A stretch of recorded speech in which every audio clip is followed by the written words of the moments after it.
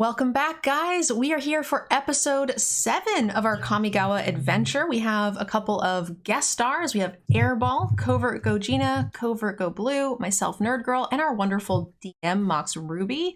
Before we get into our quick recap, I do want to thank Cool Stuff for sponsoring this show. If you guys use code DGEN or MNG5 or CGB, what's your code? CGB5. CGB5, yep. You guys get 5% off, and it helps support a bunch of wonderful teams and content creators. So make sure you guys show some love and thank them for helping us create this content. Okay, we're going to do a quick recap. MoxRuby, we're going to throw it to you so you can kind of bring us up to speed with where our team is at. Great. Hi, everybody. My name's Ruben Bressler, and I am the Dungeon Master for this lovely adventure. We have a party of 4 what we're calling plane jumpers. Not quite planeswalkers, but not quite regular mortals either. They have been identified as perhaps having a latent planeswalker spark and being entrusted with some of the jobs that the planeswalkers themselves perhaps can't or don't have the opportunity to do on various planes. In this particular case, they were called to the plane of Kamigawa to aid the Wandering Emperor with a quest.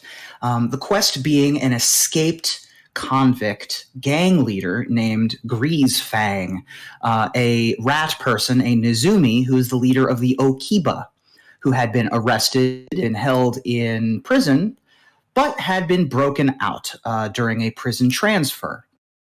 They were tasked with tracking him down before any of the other institutions around Kamigawa could find him, because he is a wanted man in more ways than one. The party then, by the way, our party is made up of Bianca, who is a Leonin druid, Airball, who is a warforged artificer, Jen, who's a human paladin, and Varian, who is a human rogue. And they are the party that we are adventuring with. They began their adventure by going to downtown Tawashi, which is the middle of Kamigawa. Big streets, loud music, lots of carts. Traced the tracks to the sewers, went through the sewers up to the mountains of Sokenzan, where in the metalworking district they found an old warehouse where Greasefang was lying low.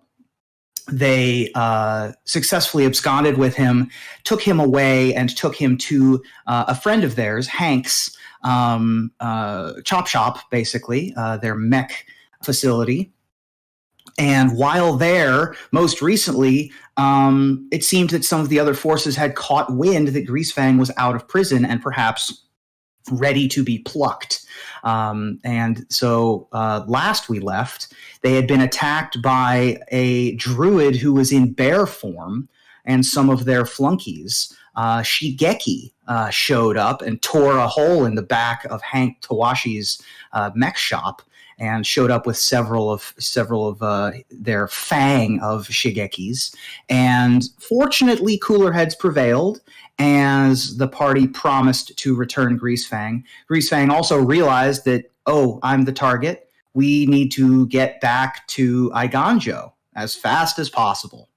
And so the plan now, I believe, is to try to get there sneakily as opposed to loudly, as hopefully you can make your way to Otwara, the Skyward City, and Oboro, the Palace in the Clouds, which is above Tawashi in a manner of speaking, so that the ninjas who are there can perhaps sneak you back to where you want to be.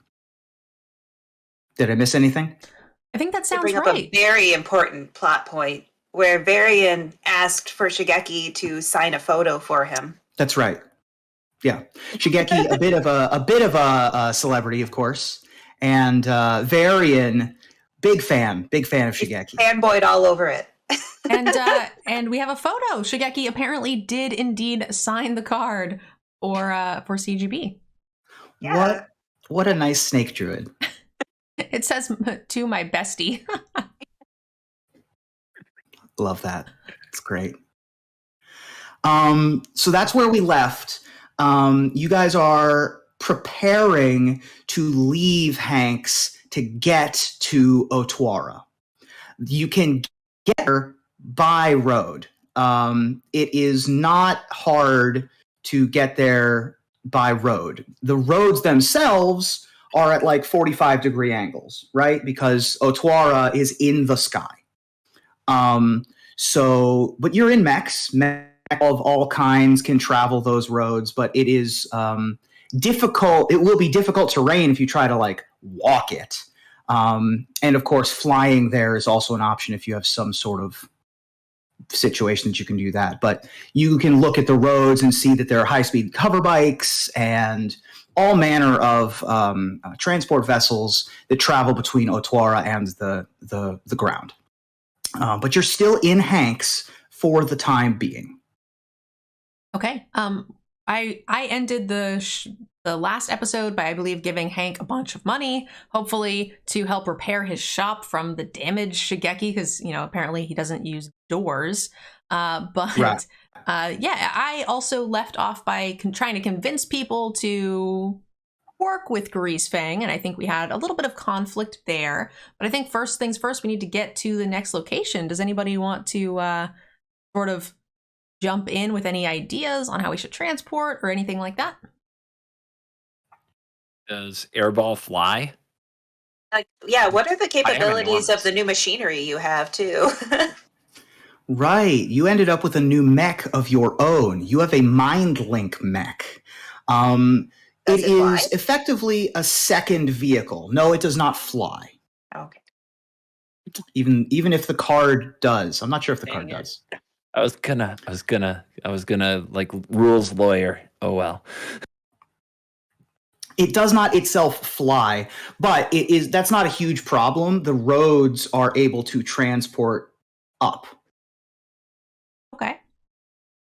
So we still have the van, and I assume the big mech suit cannot go into the van. So Airball, do you want to meet us there? I've come this far. I think I need to keep the mech. I'll walk. Yeah, you've effectively got two vehicles. Thought he was rigging it to blow itself up. Now he wants to keep it. Well, a good question here. It's rigged to blow. We say we should never split the party, but should we split the party?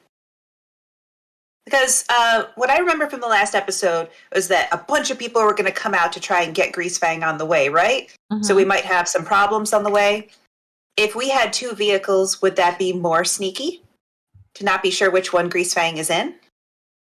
Yeah, it could be more sneaky for that, but also, like, let's say the vehicle with Greasefang gets attacked, then the other vehicle can kind of come up and flank whoever's attacking us, or whatever the case may be. So that's kind of neat. Airball's driving the mech, and I'm the one that has the proficiency with vehicles. So I would say we probably need to split the two of us up, and then one of you guys go with each of us.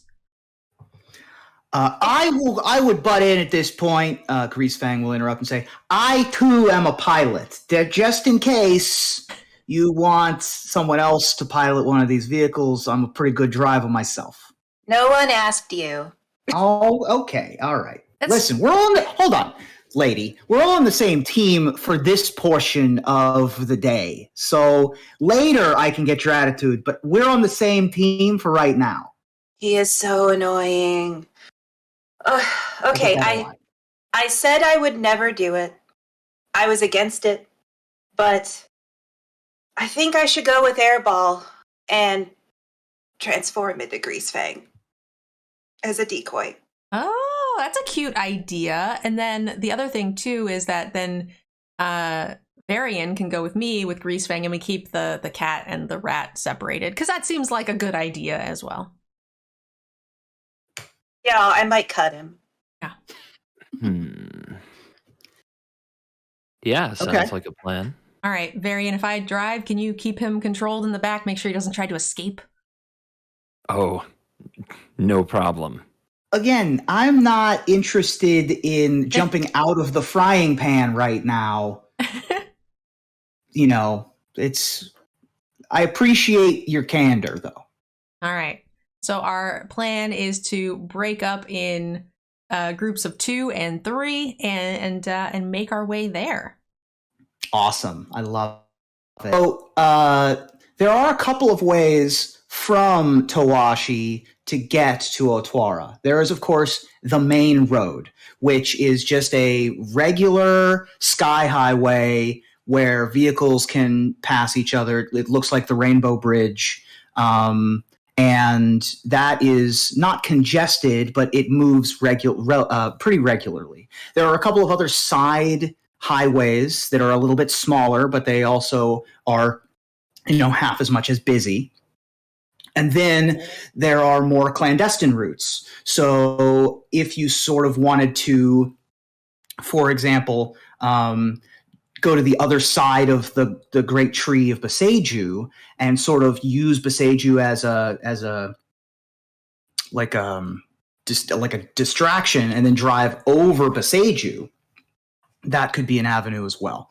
But the easiest and fastest are going to be the main highway and then a couple of the other side roads. I think the sky is yours. You may choose how you would like to proceed. I think we take the main highway. I feel like we're less likely to get attacked by rogue druids and things.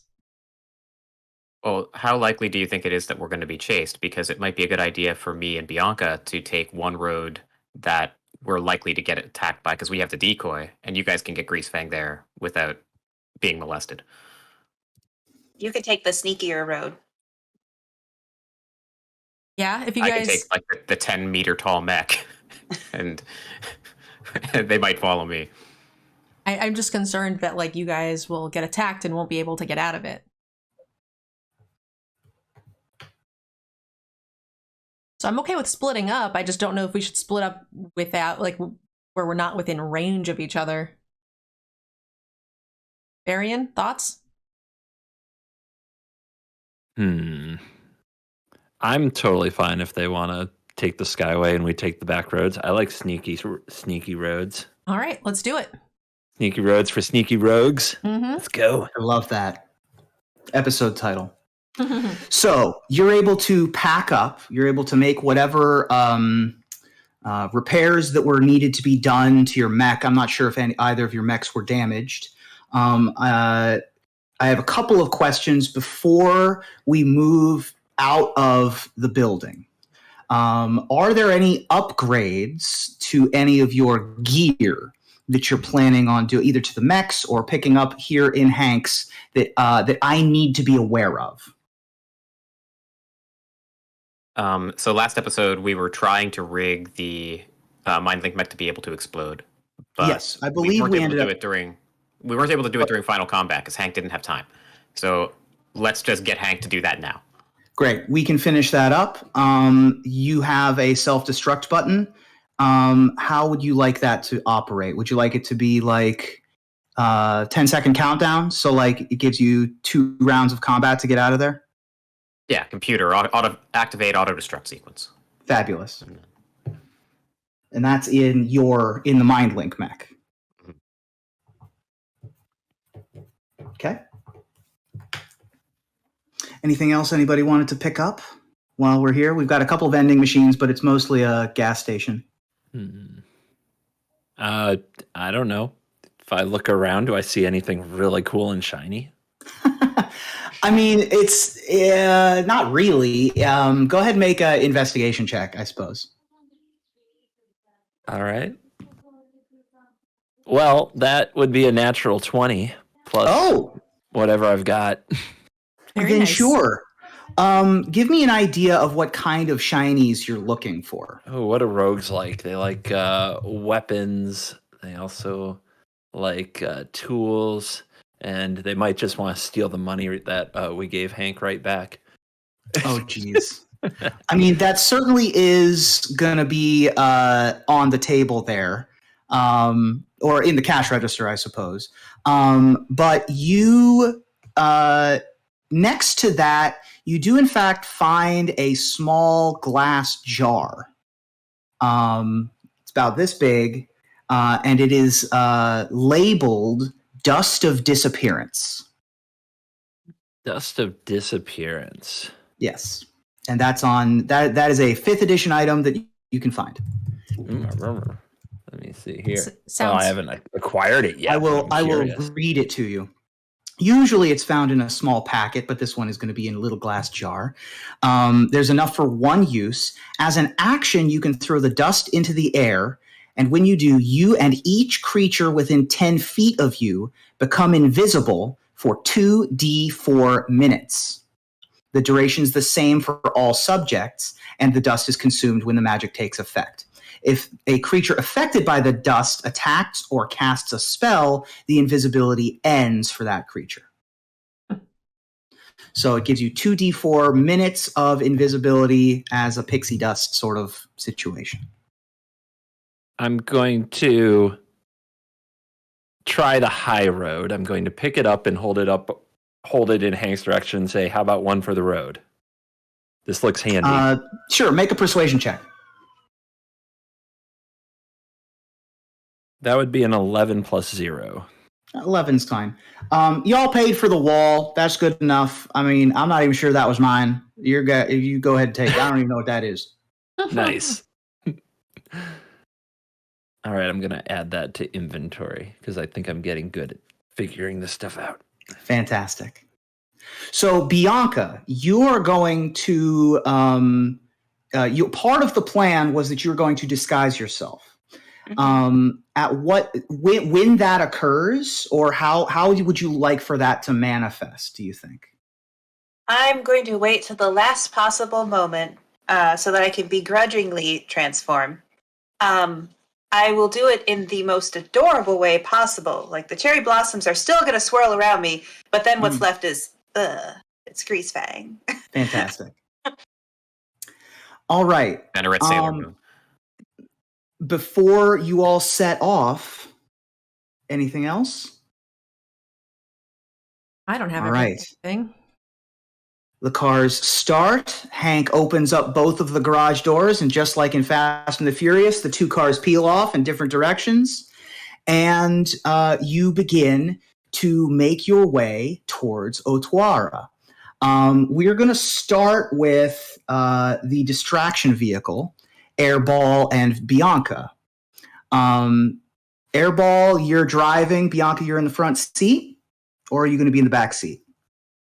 It would probably... I'd be more visible in the front seat, but if I'm a prisoner, I ought to be in the back seat. Can you see? Is there a back window? Airball, is there a back window? The Mind Link mech? I mean, yeah, sure. There's a back window. There's a back window. Okay, I'm in the back, and I'm I don't know, causing a ruckus. Got it. Great. So you're behaving as if you're a captured prisoner in the back of this unmarked van, basically. Perfect. And you... I'm and like waving out the window, like, someone save me. Ball, you are getting on to the main streets, off of the side streets where Hanks was, getting towards an on-ramp to get onto the highway. Go ahead and roll a perception check for me to see what you see. Okay. Nerd Girl, can you roll for me? Sure. 14. And what was the check? Perception. So 18. You, as soon as you pull out of Hank's, you can see another couple of mechs get started. These are a couple of high-speed hover bikes, and they are going to start tailing you on your way to the highway. And they are joined by another large vehicle, not large vehicle, but another vehicle of some size along the way. You can't make out too many details of who is on these hover bikes, but with an 18, I would allow you to, you can pick out that there's only one person on each hover bike, and they are wielding, there's a stick coming out of their back at an angle. Interesting. So does my character know what that implies? Like a stick coming out of their back? You think it looks like a sword. Looks like a sword. Beyond that, you would need a closer investigation, but they are following you onto the highway. And as you get on, this is going to be like a relatively large interstate-sized highway, about maybe half-hour drive up this 45-degree angle towards the skyward city on this bridge made of light, this prismatic bridge, but not the prismatic bridge. that all of these vehicles are traveling around. There's a specific lane that's just for extremely large kami. It's sort of like the bus lane, but it's just for like 70-foot long squid animals. And, there's just like a ridiculous like trail of arms, like 100, like an animal that's nothing but just arms climbing at a very fast rate. But most of the vehicles are to the right and take up most of the highway, and you can sort of pick a pace at which you to drive. Okay. How long is this road? How far are we from Odawara? You're going to be about 30 minutes. I would say that's about, distances are going to be weird, but it's going to take 30 minutes for you to get from where you are to where you're going. Okay. We're the decoy. Let's just floor it. Make it convincing. Okay. Slamming on the gas. Mm-hmm. Great.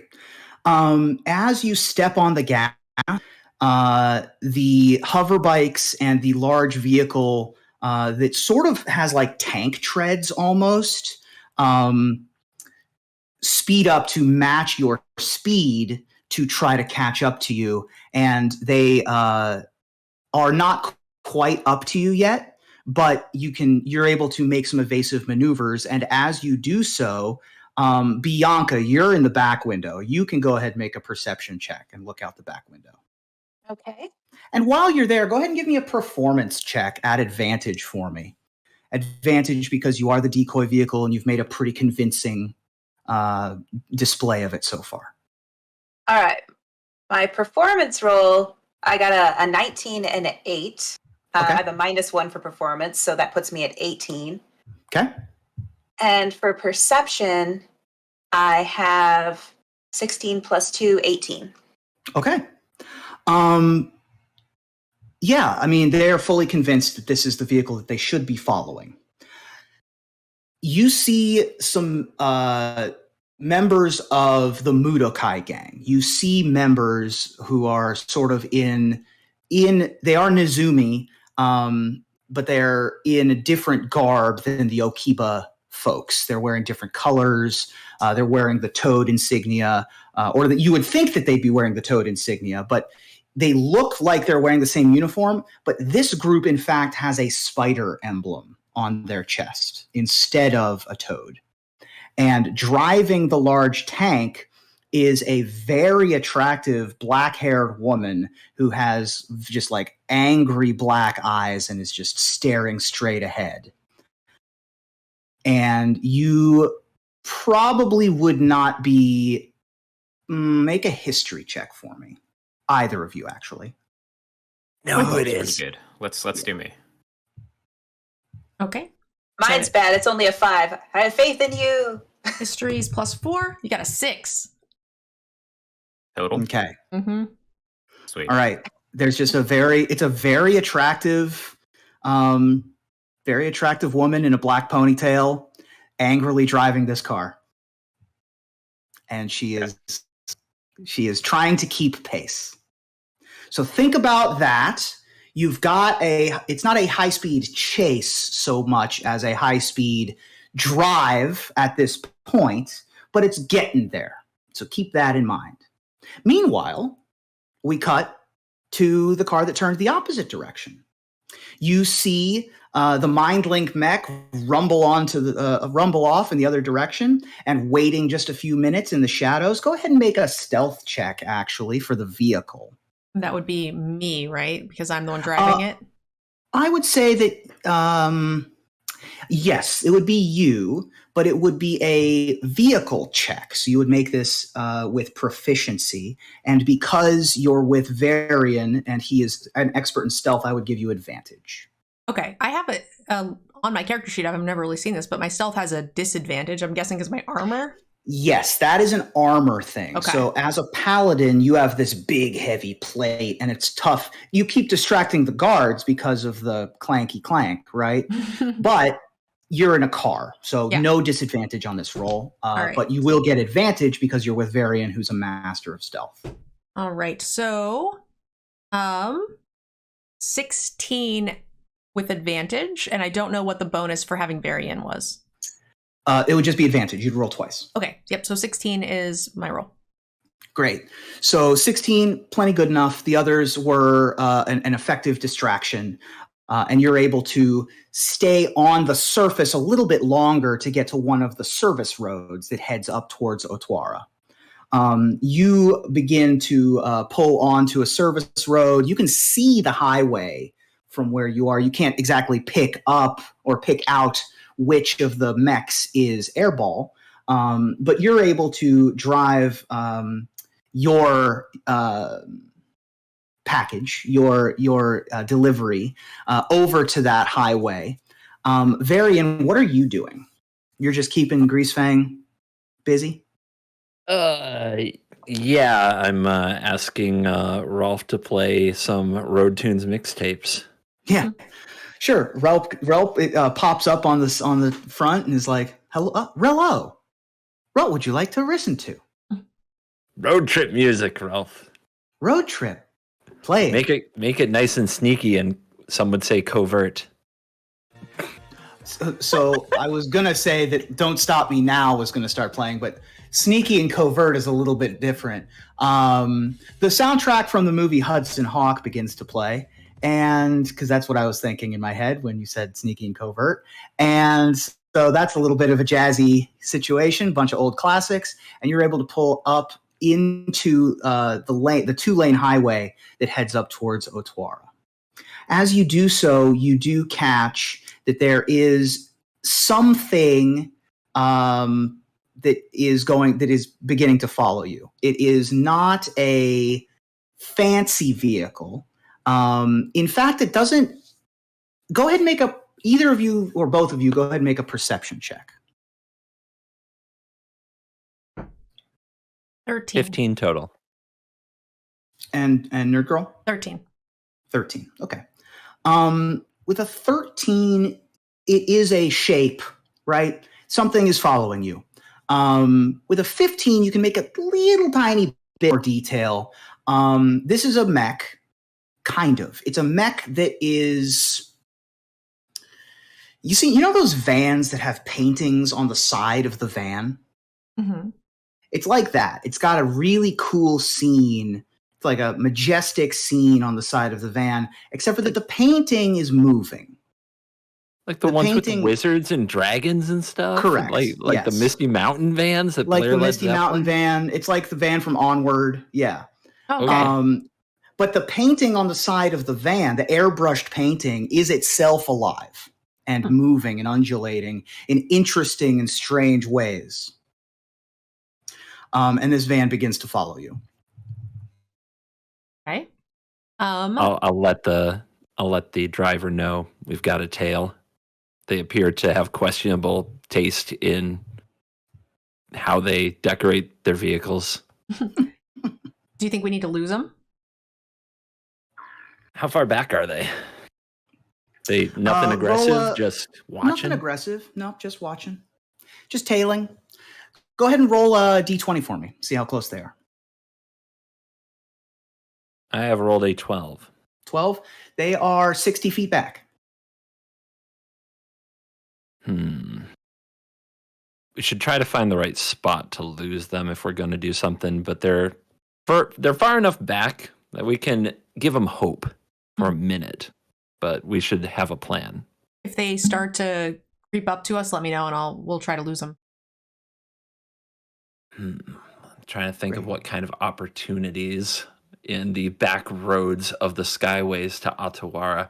Are there some clouds over there that we can do the old switcheroo in? Sure. I described it as raining earlier in the season. It's raining, particularly as you get up into the clouds. It's going to get a little bit misty and visibility is going to go down a little bit. So yeah, you are going to come up on a bank of clouds and hit a little bit of a foggy area. All right, I'll leave the fancy flying to the driver. What you got? Well, I would probably suggest that you want me to lose them or whatever, try to lose them in the clouds or something. If you want to make a suggestion. Mm-hmm. Okay. Yeah, I think that's good. I am a big fan of the Top Gun strategy of hit the brakes and they fly right by. And then you pull up upside down above them, inverted, and keep up foreign relations. I don't know. I don't think our car can fly very well, but I'll try. Okay. All right, so you are able to pull into this sort of dense fog. You lose the van in the fog a little bit, and if you'd like to make a maneuver, describe for me what you'd like to do. Well, I mean, if we're on this highway, I don't really know, or this like road, I don't really know if we're gonna lose them. I think we would have to try to like get off and get back on in some way, or get. I mean, once we get to the fog, maybe I can just speed up and lose them that way. So okay. I guess that's the plan, is I will just get to the fog and then just book it. Great. Make a drive check for me. Sure. Mm-hmm. What would I use for drive? Drive is going to, well, you're going to get proficiency because you have land vehicles. And then I would say that this could be intelligence or charisma or dexterity. Okay, speeding up in the fog, it's kind of scary, right? Yeah. Could be risky. Yeah. Let's go. I have a proficiency bonus +2. I have a charisma of +2. Okay. So I use one of those, basically? Use both of those. Both of them. Okay, +4. Yes. Okay. 17. Nice. So as you pull into the fog, the headlights of the van behind you disappear. But then a few moments later, you look in your rear view and there's a vague pink globule of light and a like teal globule of light. And they sort of undulate and sort of swim. And as you're about to hit the gas, you look to your left and you see what looks like the painting that was on the side of the van, which is a little tiny spirit that has like one eye and is just like blinking and grinning and looking in the van and looking at you and looking up and down the van. And then you look at the other side and it's another little big grin ghost spirit thing. And they're just like investigating your vehicle. And then you hit the gas and they're gone. You leave them in the dust. Oof. I don't know what those are, but there's some sort of ink, scary assassin things. But they saw him. I assume they looked into the van. They saw that we have Greasefang.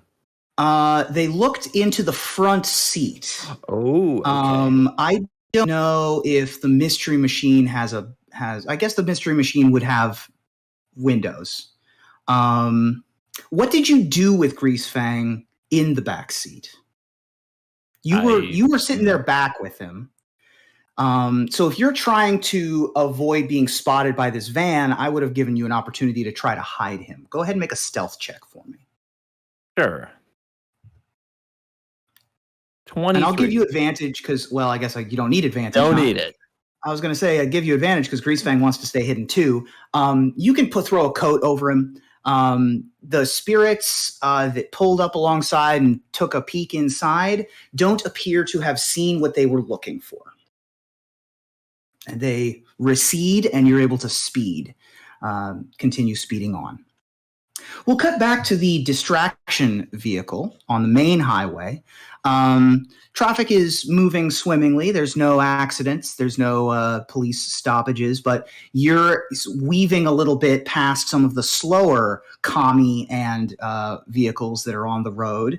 And the hover bikes are significantly speedier and quicker than the top speed of the MindLink mech. And they are going to try to, you would need to specifically try to maneuver in such a way that they couldn't get next to you.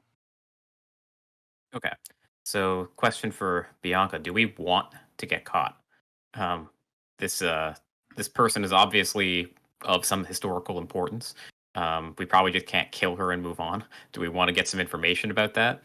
Or do we want to just keep up the facade as long as we possibly can to buy the others more time? Well, this is what I'm thinking. We have a non-traditional vehicle. I think we have to follow traditional vehicle rules. I think we should drive as interestingly as possible in our vehicle. I think we should weave as much as we can and try to use some of those larger vehicles to sometimes block us from view from time to time. Let's just make it as hard as possible. Let's just keep zigging and zagging and making it real hard on them. Like, we can go hide behind that squid, right? Okay. In that case, can I use one of my abilities to infuse a local object as my homunculus?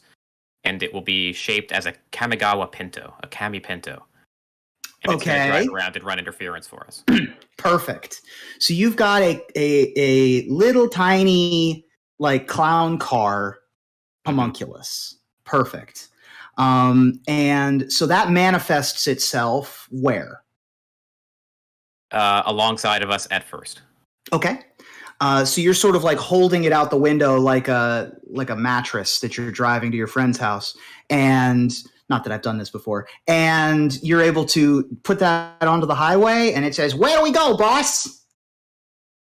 Yeah, and its job is just evasive maneuvers to try to block off the hover bikes. Just being annoying. Block off the hover bikes. I hear you loud and clear. And it like makes like a really awful noise as it peels off and begins to you hear honking behind you and like screeching of brakes, and it's just a mess.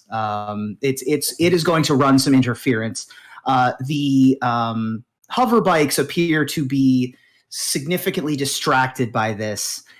You have lost sight of the tank. I say let's keep up this strategy for as long as we can. Let's get as far as we can. We don't want them to be completely gone because we don't want them in any way getting interested in the other vehicle. But if they get too close, we should jump out the back and have it blow up. Jump out the back or jump out the front if they're chasing us? The front, yeah. Like, we should jump out in a stealthy way, have an explosion, and then they will think Greasefang is dead and there's nothing to pursue. But in the meantime, we should keep their attention. Airball, make I'm going to say charisma saving throw. Oh, God. Sure. Girl, can you roll for me? Mm-hmm. 15 natural, and your charisma is -1. Okay. So in your mind, you feel as if something is trying to message or give you a deliver something into your mind in the front of this vehicle. In the back, Bianca, you see a hologram attempting to materialize in front of you. Because your mind is linked with this mech, it's as if this hologram is attempting to transpose itself inside of your mind. So you feel this connection, this interpolation of a vision trying to get into the vehicle, but because your mind is the vehicle right now, that's what it feels like. It's very out of body for you, Airball. Does it, if they're successful, does that give them the ability to control the vehicle themselves? It doesn't. They are simply trying to appear in the vehicle. And if they do, they will see what's in the vehicle? You don't know. Make an intelligence check. Okay. 12. Plus intelligence? Yep. That's included. Yeah. Oh, that's included. Okay. You think that based on communication technology that you've seen before, that if they are able to project a hologram, they are able to either magically or technologically perceive what's in the vehicle. See, so it's probably a good time for Greasefang Sailor Moon to engage. Boy. Great. So this is happening in front of you, Bianca. Hey, you guy who's driving the mech. There's some weird spooky thing behind you. You good? What's going on? Is there, can I take some sort of action, like some sort of antivirus firewall action to prevent the hologram from appearing? Interesting. I would love for you to be able to do that. How would you like to do that? Is there a magical or mechanical way that you can do this? So they're projecting into the mech or into my mind? Into the mech. I Okay. can see it. Then probably some sort of like dampening field or something like that. If the vehicle has that kind of ability. That's going to be tough while you're driving. I will let you make a Tinkerer's Tools check at disadvantage. I have Tinker's Tools. Does that Yes. help? So that will give you proficiency. Okay. So you can make the check, add your proficiency bonus, this would probably be an intelligence plus proficiency, and then roll 2 d20s and take the lower and add your bonus to that. You take the lower? I thought you... Yes, that disadvantage. Okay. Oh. Because he's driving 70 miles an hour, so. So you rolled a 6 and a 22. Okay. 6 isn't going to do it. You do look in the glove box, and Relp is helping dig around, looking for things to help. And Relp pulls out a map of some place that you guys aren't, and it's it doesn't. You can't really get what you're looking for. The best that you can do is lock the doors, which are automatic. You have automatic locks, which is nice. But there is some force is forcing their way in without the firewall being up yet. They were able to gain a foothold, and it appears as if they are going to be able to, after some amount of time, unless they get out of range, debatable even if range matters, but some amount of time, they're going to be able to solidify their presence inside of the mech. Okay. How do we feel about this? I'm talking to Bianca. Do we feel like this is an acceptable thing to allow, or do we just blow it up now? Well, now that the thing is here and it can probably hear me. It's not imminent. fully It's not there yet. operated Okay, yet. you can't hear me. Okay. Can't hear you yet. Okay. I guess it's a question of how much time we have. I think we should wait as long as possible so that whatever this is also a witness to the explosion and can report back that we're gone. Yeah, we do actively want them to see Greasefang. I'm inclined to just let it happen now. Okay. You have maybe a round or two to do any preparation that you would like to do before this hologram appears. I'm looking We over already my have stuff. Greasefang Sailor Moon. Yeah. I don't know if I can charm person with a hologram. I don't have It's going to be tough. But you have you transformed?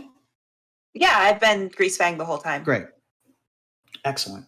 So you are in the back seat. Describe for me your positioning, your demeanor.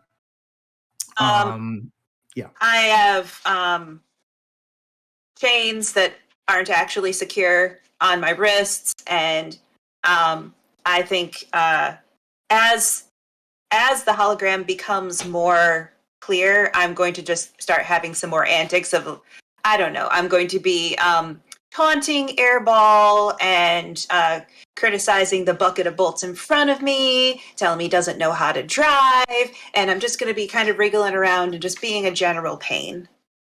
Perfect. For performance. And as you do that, a woman's shape appears next to you. It looks like she is in the position of driving a car. Her hands are on an invisible wheel. You can't see the wheel, obviously. And she is sort of seated in a driving position. Young woman, probably in her 30s, maybe 40s. Long black hair and a ponytail tied up in a knot. She wears lots of layers of linen and fabric that are black and maroon. She has some bracers on her arms, and she is all made of light, obviously, in this manifestation of her. But she calmly looks over at you, and you can tell that she can make eye contact with you, even though that she is a hologram. And she says, "Pretty clever, Greasefang, for you to make some friends along the way. What are you getting at?" I guess, can I do some sort of a check to find out what I know about the Spider Gang? Sure. Make another history check for me.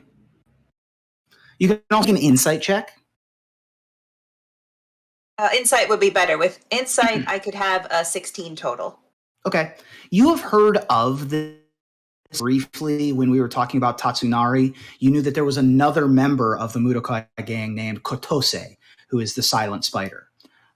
She is more of a specialist, less on the ground managing people, more of a specific job kind of person.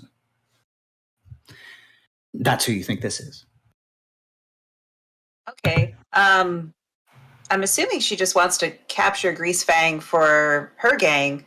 But I got captured by these people.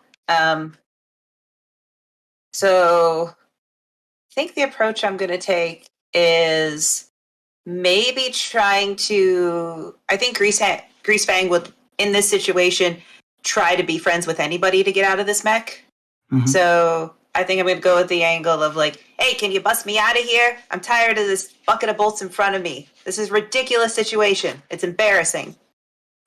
Oh, it is. Holographic projection of the ego has been shown to decrease driving performance. I recommend you disengage. Yeah, ego's the word for it. I think you want out of here. I want you out of here. This bucket of bolts that you said was not your friend is finding a bit of a decrease in performance here on the highway. It happens to the best of us. I might be able to be swayed, but if you get out of here, that means you're coming with me. We can come to an arrangement. I like making friends. We've tried to be friends before, Greasefang. It's never worked out. But I'm happy to try to open up a new dialogue.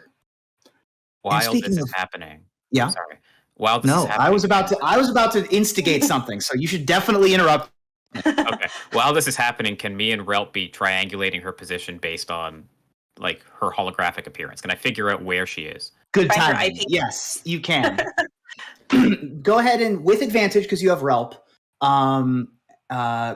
Roll this would be something like an intelligence saving throw, I would say, would be good here. Right. Saving throw, you rolled a 9. Plus? Intelligence is 2. 11. So 11. Okay. You can sort of vaguely ping that the vehicle... This is a localized phenomenon. And I mean, having seen this vehicle in person before the hologram came in, you know this tank is around somewhere. We just to be clear, did we said that was at advantage. Did we roll twice? We did not. Oh yeah, go ahead and roll twice for the save. 1 less. Okay. 11 will still get you that it is within 30 feet of the vehicle. Okay. This is going to make it really hard for our strategy of making it look like we blew up in the mech since she's watching. Okay. Can I maybe get my Pinto to drive in front of me so we collide? Sure thing, boss. Pinto floors it and is right in front of you. Okay. And let's run into it and at the same time activate auto-destruct sequence. Okay. So a whole lot of things are going to happen at once. You're going to activate the auto destruct sequence on the Mind Link mech as you hit your homunculus vehicle. As you hit the vehicle, Kotose's hologram, she is stunned by what's happening on the highway. It turns off. So she's no longer in your head and no longer in the back of the vehicle anymore. And you have about 2 rounds of unviewed activity, the 2 of you, before this mech explodes, I guess. Okay. Airball, the hologram's gone. Time to move. Yeah, do we maybe try to carjack someone else? Or we're on this highway up to Otawara, right? We've come too far, we can't go back. We're not gonna go on this highway on foot. We need some way to move. Yeah. What are the closest vehicles to us? Can we have a couple of choices? Absolutely. So you're in a pretty busy section at this point. There's lots of transport vehicles. In fact, I would say that there is probably a large, the equivalent of a semi-tractor trailer that you're pulling up next to when all of this is occurring. That is labeled Thundering Colossus Movers. We could try to get in the back of that. Without the driver knowing? We just hop on the back and grab on? We could hop on the side that Katose isn't privy to. Just hang on. I've got claws. I can sneak them in and help you if you need. I buy that. Let's give that a shot. Okay. So we want to open up the hatch, I guess. Get out, jump onto the side of a vehicle, and hold on for dear life. Great. So you're able to open the side door. There is only about a 3-foot gap between the van and the truck. And you're moving very fast on the highway at a 45-degree angle. So it is... Yep. It's a lot, and the ground is translucent pink neon. So it's a whole lot of stuff happening all at once. But you're able to get the door open in such a way that you are at an angle that you don't believe that you can be spotted by where you think that the Kotose's tank vehicle might be. So go ahead and you is there anything you're taking out of the vehicle? Can we grab is Relp plugged in? Or do they have Relp? I think we have Relp, don't we? Relp is plugged into whoever has it. Airball, I think. Okay, then we're good. Cool. I don't think we need anything else in the vehicle then. Great. Unless you can think of something, Airball, like some piece of machinery you'd like to take from the mech? I think some sort of a drive? I'm interested in making it look as convincing as possible that it just blew up and no one left. So I want all of the original pieces to be findable by anyone looking at the wreckage. Sounds good. Very logical. So you can set all that up. Relp is coming with you. I think he's part of your circuitry at this point. And you can both sort of get ready to jump. And you can both help each other as you jump to the truck. So you hear the pleasant voice of the auto-destruct sequence has been activated. If you're anywhere near this vehicle in 10 seconds, it's gonna be a bad time. 9, 8, 7. Let's go. 6, 5, Jump. 4. I jump. 3. Okay. So you jump. Both of you go ahead and make either strength or dexterity saving throws. Both of you do it at advantage. The number you're looking for is 15. Airball got there. 17. Either way. Okay. Okay. I have a +2. I got 21. Okay. You're both able to jump out of this vehicle and jump across and grab hold of the side of this truck. You can sink your fangs into the side of this colossus. I'm going to use claws. It's classy. Yeah. And it peels off on an exit that says Exit Otawara. Your Mindlink mech that you took from the warehouse in Sokenzan barrels forward, being followed, as you see, shortly behind by a large tank-like vehicle, and then a little bit behind that, two high-speed hover bikes. And you see that vehicle, the Mindlink mech, with a mind of its own now, sort of goes up one of those truck exit ramps and sort of you lose it in the sun as it careens off of the highway. And you have successfully avoided Katose. The explosion, is that something that the other party would be able to see from where they are? I would say so, yeah. So there's probably you as it goes up into the sun, you probably lose sight of it for a bit as it get lost in the rays, and then there's a boom, there's a big explosion because you specifically wired it to be able to do this auto destruct sequence from the service road. As you're all converging up into Otwara, you can probably spot a bit of a mushroom cloud right on top of one of these other clouds, just off in the distance. All right. Airball, I would high five you, but I need to hold on. High fives are irrelevant. We are safe. Can we get word to the other vehicle to let them know we're okay? Or do you think that communication would be intercepted? I believe that you have the ability to do it, but that's up to you. I kind of want to just shut up for a while. Like, probably better safe than sorry. Let's look dead. Let's look dead. Varian and Jen, you are more than able to arrive in Otwara, and you arrive just outside the front gate of Oboro, where you can pull off to the side of the road unabated. It seems as if whoever was attempting to follow you has not followed you all the way to here. Great.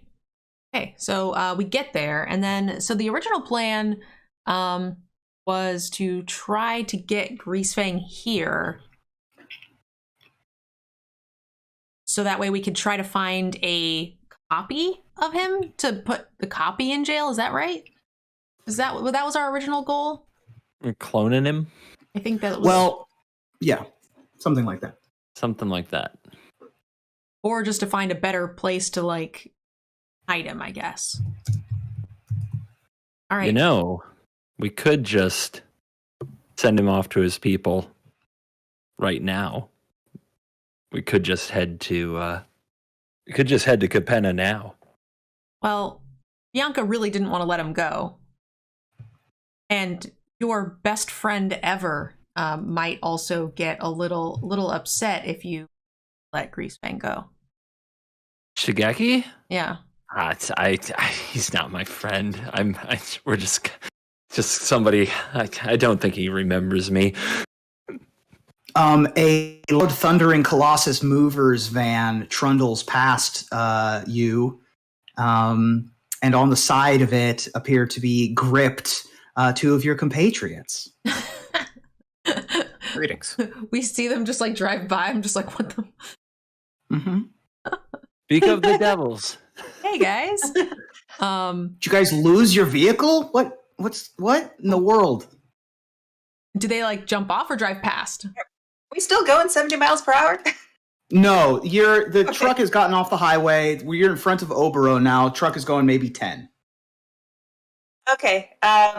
Upon seeing them, Airball, let's jump off. We carefully jump off. Is she a rat still or not?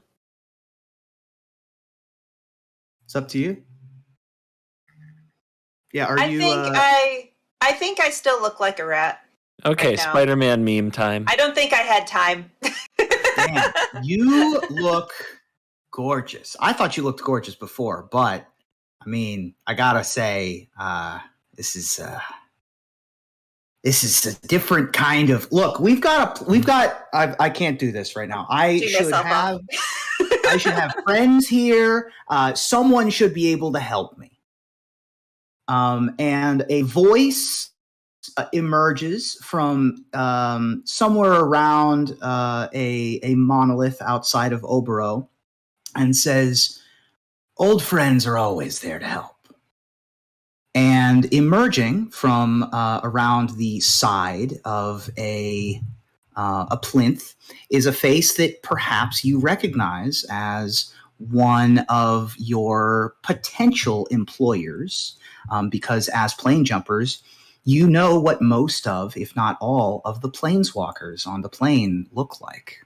Before you, you see a very young man with a shaved head, got a couple of like racing stripes happening, leather armor, leather bracers, and a blue belt. And sitting on his shoulder is a mechanical tanuki that has little glowing eyes and looks very pleased and is looking around and is very happy to see you. And he says, "My name is Kaito Shizuki. Welcome to Obero, the palace in the clouds. Sounds like we have a lot to discuss." And I think that's a good time to take a break. Agreed. All right, guys. So we will take a 5-ish minute break. You guys can turn your cameras off or just mute your mics or whatever you need to. And if you guys want to stick around, that's cool too.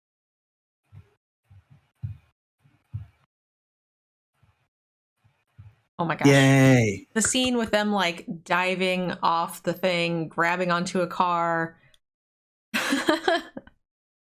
I love when...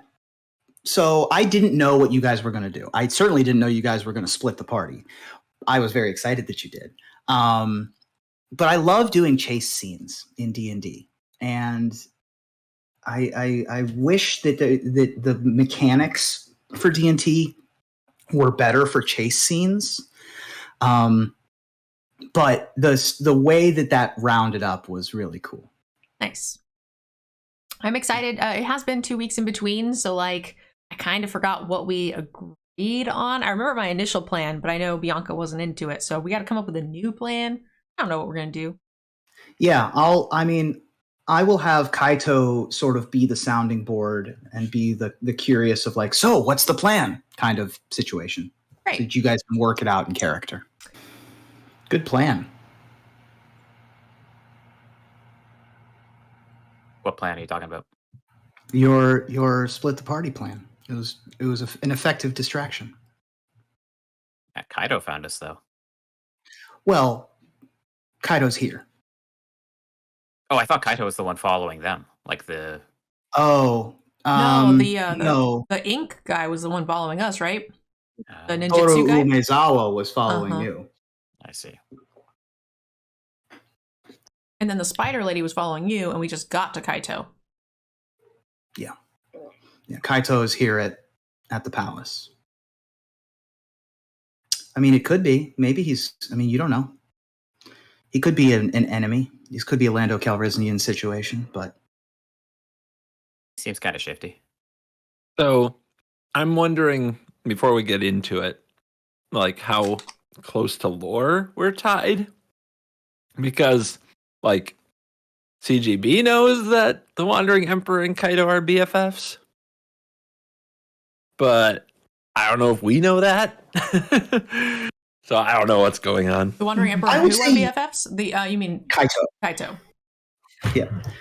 I would say that for the ease of our use, it can be whatever it is that you want it to be. If you would prefer that I don't stick straight to the lore, we can be a little bit herky-jerky. It doesn't really detract from my story at all. I think it's your story. You should pick whatever makes a good story. And as players, we shouldn't assume that he will stick to Wizard's lore. Right. Okay. I'm sus. I can't help it. Yeah. Like the Emperor is his dearest friend. And technically, His dearest friend. He might be on her side, and we still technically, could still be working for her in Honest. Like, we don't really know.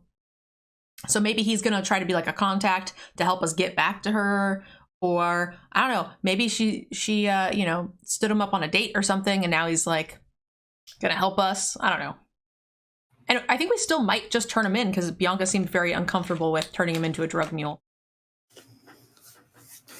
Well, these are good conversations to have in character if we're ready to get back in. All right. So Kaito stands in front of, there are several guardians standing in front of the palace. And Kaito says, please feel free to enter the courtyard. Of course, the palace itself is off limits, but we have a lot of discussion to do around the grounds, I feel. Since I'm not sure of the situation and what his angle is, I am not going to transform back into my normal form yet. We're going to leave it confusing in case we need to do something confusing. Okay, sounds good. So you have you have 2 tied up grease fangs. And he doesn't seem surprised. He does not seem surprised. He is one of the 1,000-faced ninjas, so he has probably seen a disguise before. Bianca was like on the back of the van and stuff, so it can't be tied up. Oh, that's true. So we have 1 tied up grease fang, 1 not tied up grease fang. Which probably cleans up some of the confusion. Grease fang looks at Kaito and says, how you doing, buddy? Good to see you. And Kaito says, you've been a naughty boy. But introduce me to your friends. I don't believe that I've had the pleasure of meeting any of you. Grease fang. I will introduce myself. My name is Kaito Shizuki. I am a native here of Kamigawa, and I reside in Otwara presently. This is Himoto, my companion, and Himoto wags their tail. They are a kami, but use a mechanical tanuki suit to sort of maneuver around the material plane. He's very friendly. And who might you be? My name is Jen. I'm here from Capenna, and we're trying to figure out what to do with our friend Greasefang here. Yes, Capenna is a interesting, another of the civilized planes. It's very nice to have you here. And the rest of you? I don't need to introduce myself. I'm your friend. Ah, you yes. know me. Hello.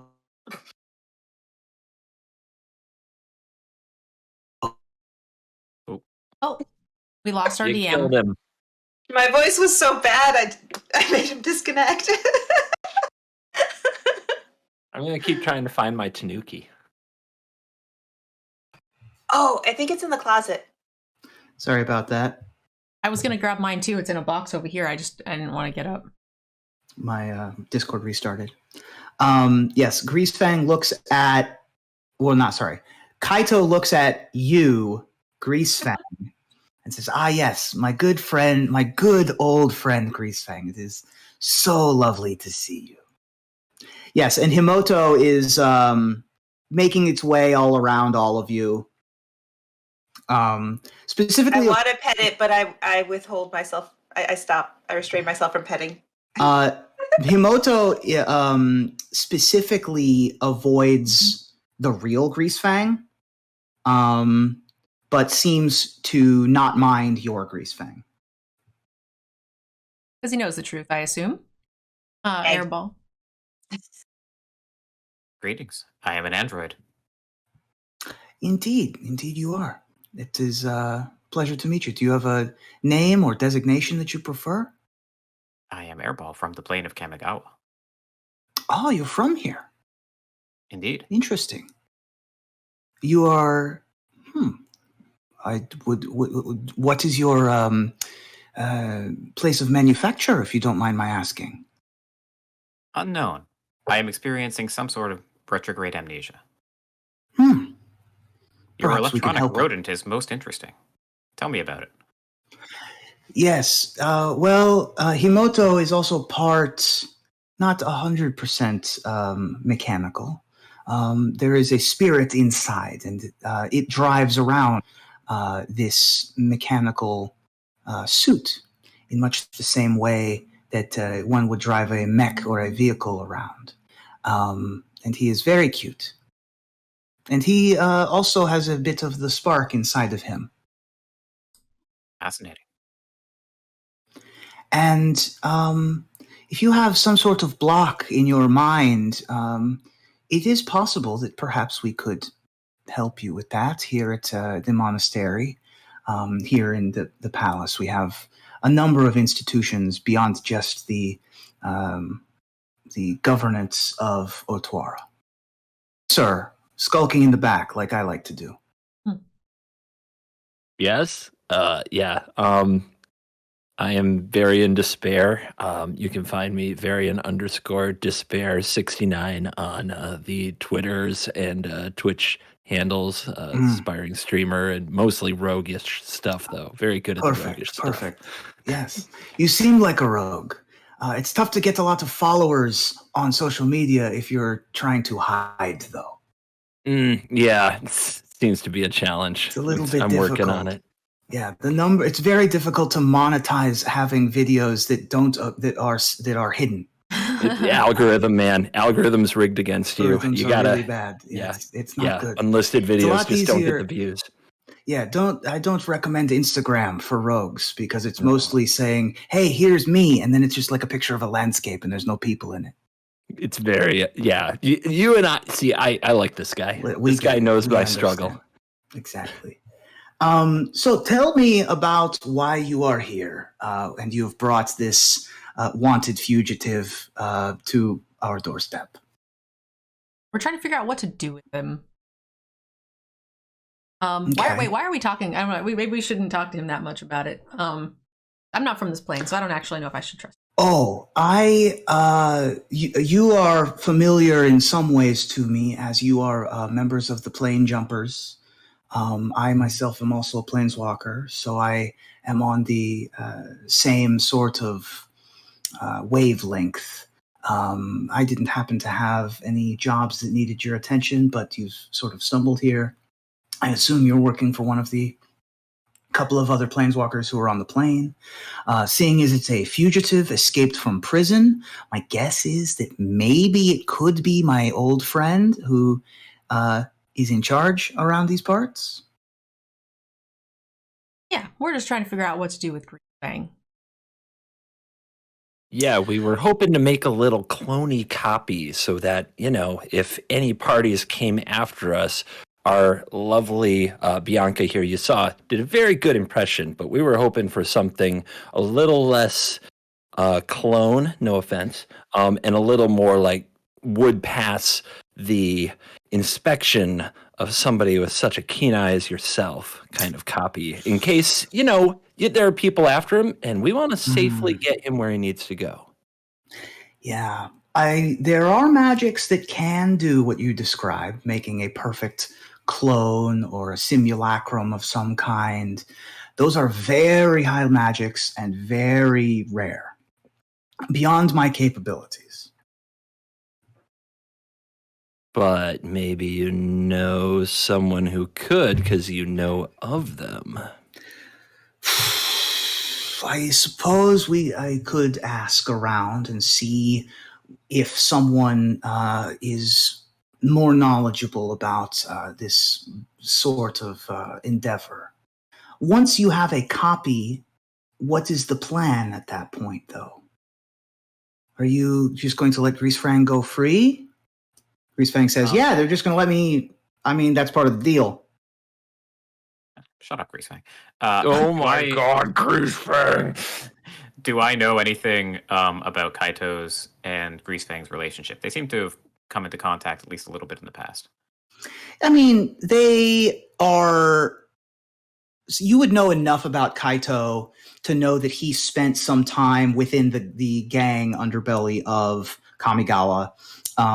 It's been a while since he was a member of any gang affiliation, of any Reckoners in Kamigawa, but Greasefang has also been around a while. So these are kind of like old business associates, maybe several years ago. Trying to assess whether his loyalty to the Wanderer or loyalty to Greasefang is greater. Make an insight check for me. He doesn't seem to like Greasefang. No, but he's like an ex-lover of the Wandering Emperor too, right? Is my understanding? Yeah, well, you said his loyalty to her or to Greasefang. He was actively avoiding the real Greasefang, and I'm assuming he doesn't really like him. So you rolled a 1, so I don't think you know it. Yeah, tough to gauge. He's tough to read. So the Wandering Emperor gave us something that it was like a thing that we could use if we got in trouble with the authorities. Like anyone that was working for her would leave us be, basically. But they would not claim that we were working for them, but like let us out of jail or something. Do we have a way to like contact the Emperor? You do not. But you think that sigil, that paperwork may work here. Oboro is kind of like a consulate. And Kaito is a member in good standing of the Planeswalkers Union. So, all right. Kaito, could we have a few moments alone so I could talk to my party here? Of course. All right. Come, Himoto. That was a cute squirrel sound. All right, guys. Sounds ill. So here's the thing. Bianca has promised that we won't let Greasefang continue to ruin the plane and do the thing. And, Bianca really didn't like my plan of turning him into a Halo mule for my boss. So, and we're going to make a duplicate of him and then maybe let him free. But that doesn't really make sense if we're not using him in some way. So I have a new plan. What do you guys think of this? What if we did everything for everybody? We make the copy, throw the copy in jail for the Wanderer's benefit, and then we do right by Shigeki and everybody else on the plane who wants Greasefang gone, and we just take him to Capenna. And he can work for my boss there, whether as a premier pilot or join the gang, or my boss can eventually send him back and do whatever, but by then it'll be way out of our hands. But he'll be off the plane of Kamigawa, not creating problems, which should suit everyone. Never been to New Capenna, but my instincts say it's the proper place for him. I think we could even frame it as doing right by the Emperor, because their cages couldn't hold him before. So That's true. if the clone is sitting in a happy little jail cell and never escaping, Wandering Emperor looks good. Solve the problem. People are happy. We also don't even need to clone him. Maybe we could just tell the Emperor that we will take him elsewhere, because again, they couldn't hold him before, and if he's not on the plane, then all of the gangs trying to free him or kill him or whatever will have no reason to do any of these things. So even just having him in a jail cell is always going to be a problem for her. Maybe we could just remove that by taking him to Capenna. The thing is, if we reveal this plan, there's always the potential power issue at play where the Emperor says, no, my plan's better, so bring him back. And now she knows our intention and we don't get paid and we get blacklisted. My concern is that she already knows our intention because Greasefang blurted it out to Kaito. Yeah, at this point, I don't think we can keep it concealed from him. He is a planeswalking ninja. He saw right through Bianca's disguise in a second. So maybe we just need to convince him that we're taking him to another plane for the good of Kamigawa. When it also kind of suits of Nixilis. If we convince this Kaito that we're doing the right thing, that might help us in convincing the Emperor, wouldn't it? Okay. I like this. Maybe they're friendly. I feel we need something stronger. Is Greasefang that big of a threat to the stability of the plane that just having him off sounds good? They're definitely going to want to know what's in it for us. Every other gang seems to want to get him. He's like the chief source of all the instability on this entire adventure so far.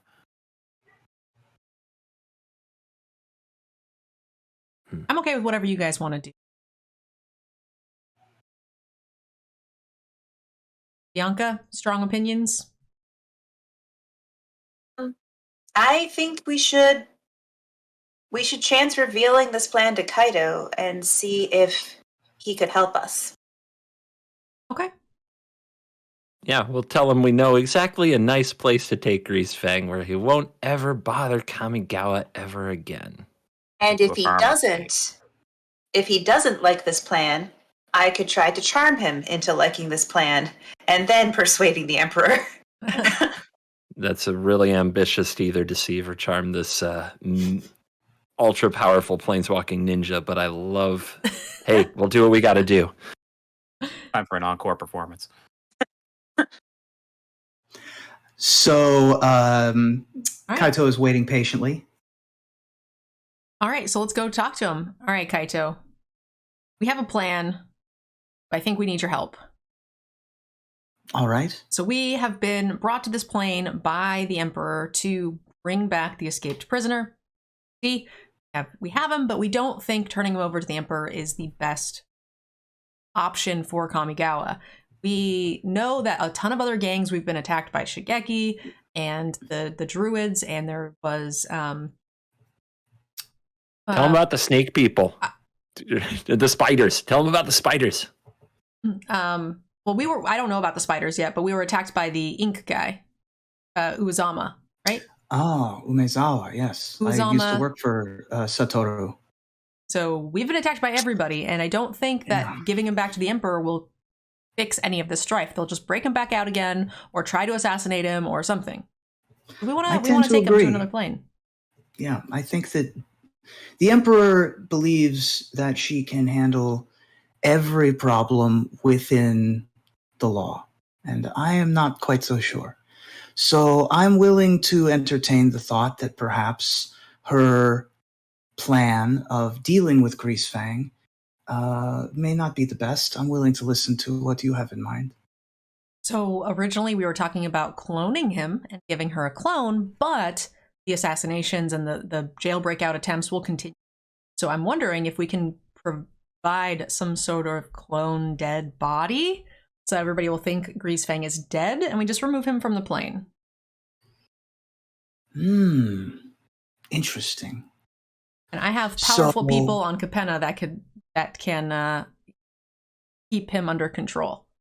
Right. And it's a lot easier to duplicate a dead body than a live one. So in this case, you would abscond from this particular plane with the criminal who has been causing the trouble, the consternation. The Wanderer would be rid of the problem, and Greasefang would get to live. Everyone's happy, yes? Yes, and we get paid. And you get paid. Well, how would you get paid? Well... Oh, you would return the body. Okay. I don't mind this plan. We could probably... I mean, it's the magics of replicating a live clone are far beyond anything that I'm aware of. However, the replication of a face is not. So we could certainly make an inert copy. This is within the capability of the 1,000 Faces. Do we need a dead rat body to then duplicate the face onto?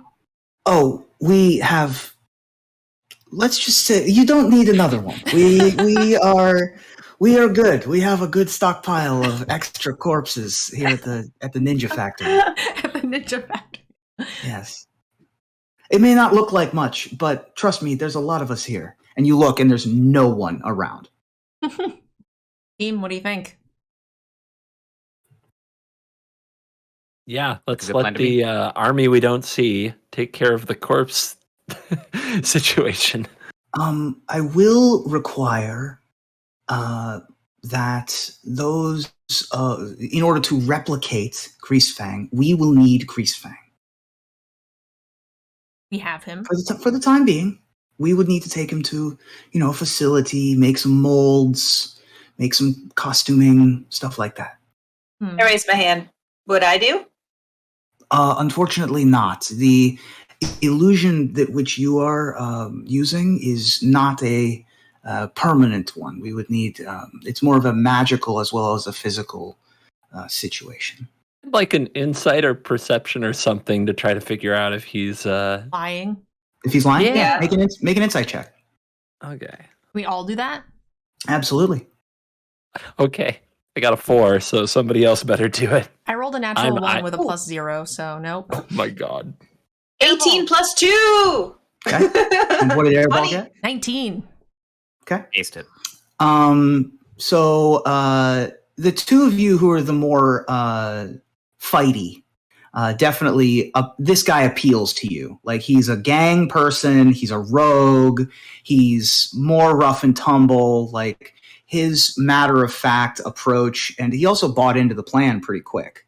So he's right on board with you. The other two of you, you are more you're from a less similar upbringing than Kaito.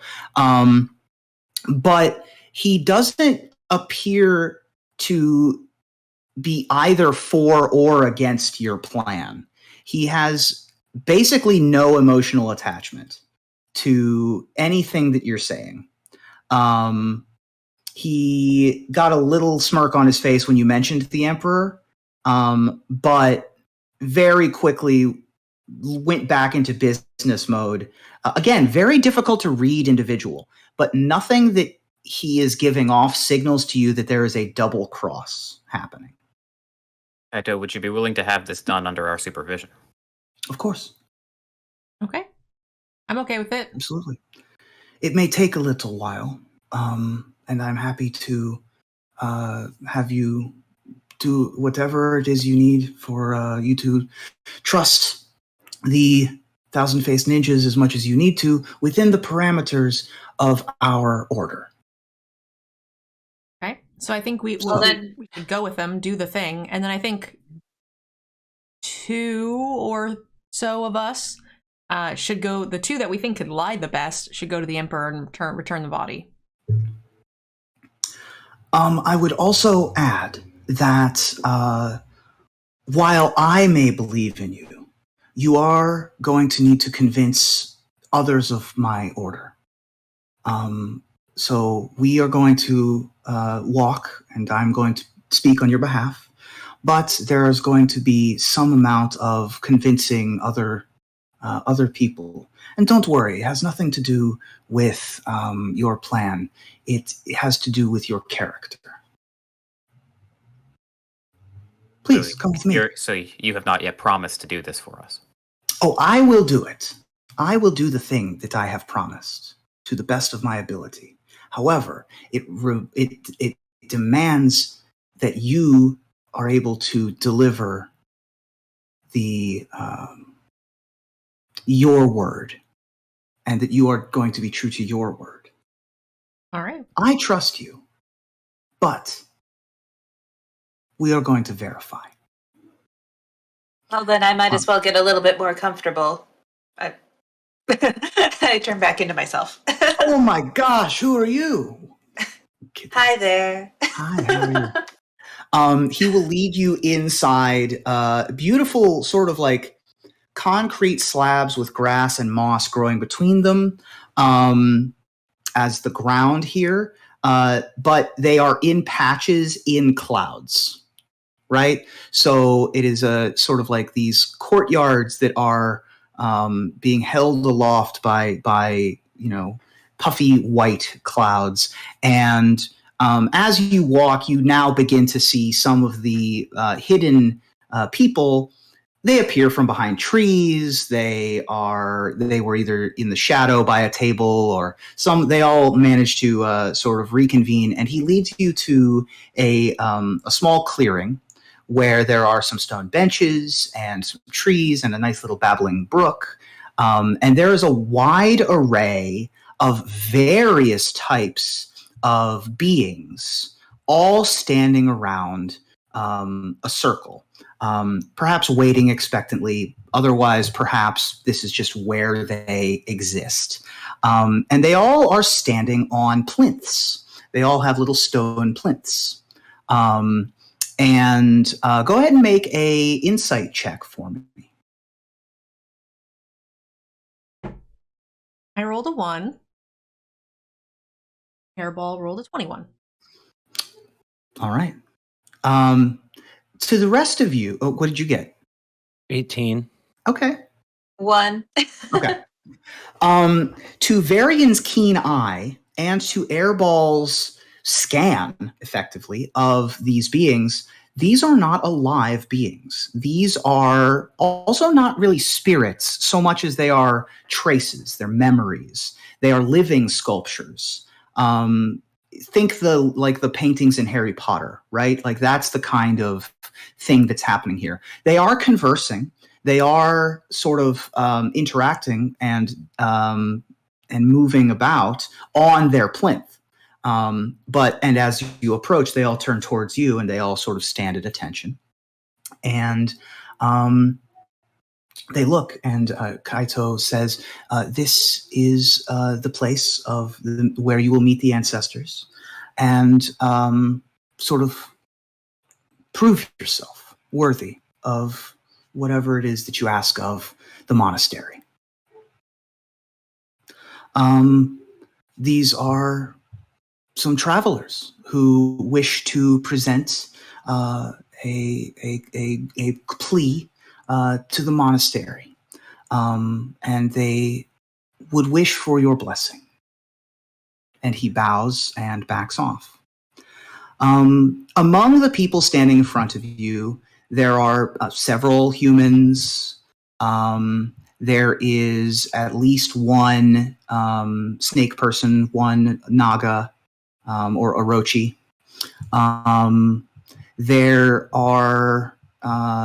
There's 2 kappa of the turtle people.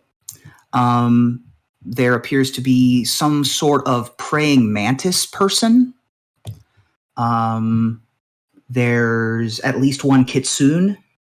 A wide array of beings stand on these plinths in front of you. And they look at you and they wait patiently. Great. Anybody want to take a crack at it? You're the charisma machine. Go charm them, ghost leader. Who's got the charisma?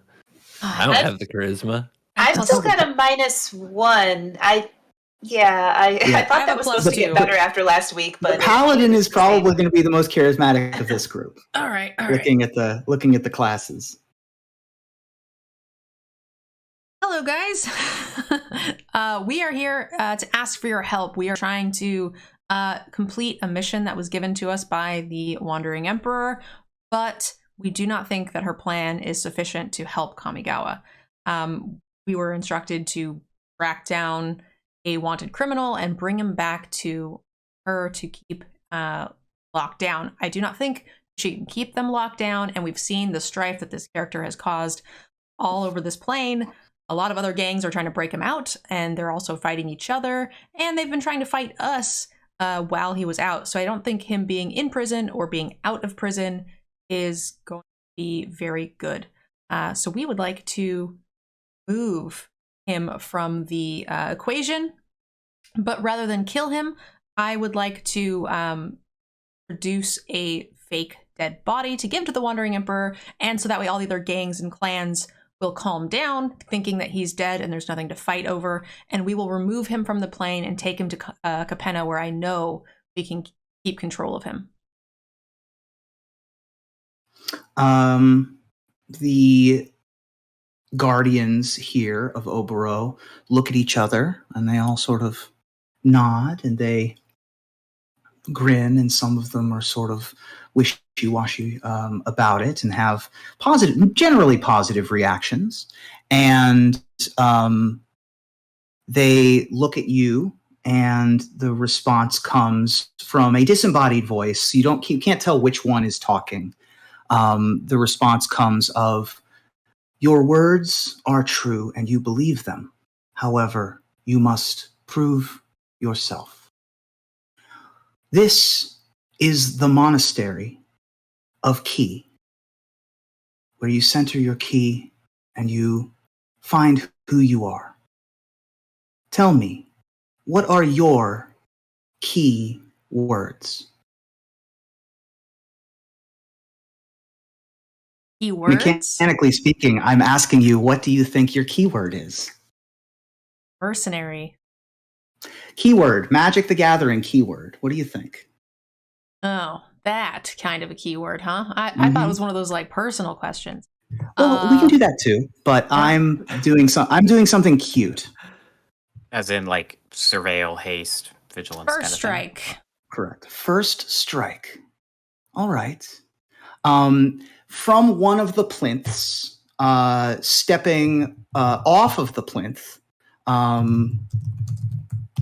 is a lithe young woman or old woman, I guess, sort of ageless, who is wearing robes, very flowy, and she has a fully clean-shaven head. And she steps forward and she says, you would like, and well, the whole group says in unison, first strike. Acceptable. Prepare yourself. Roll for initiative. Oh boy, just me? Yeah, just you. All right. 16. Okay. We're going to do this a couple times. Okay, you beat her on the first one. Obviously, first strike. Duh. Well, she also has first strike. So. So you both get into a pose and you're able to go first. What would you like to do? I mean, the pose I'm assuming is fighting. It looks like they're gonna try to fight me. So I mean, I don't have a ton of options. So I guess we're just going to.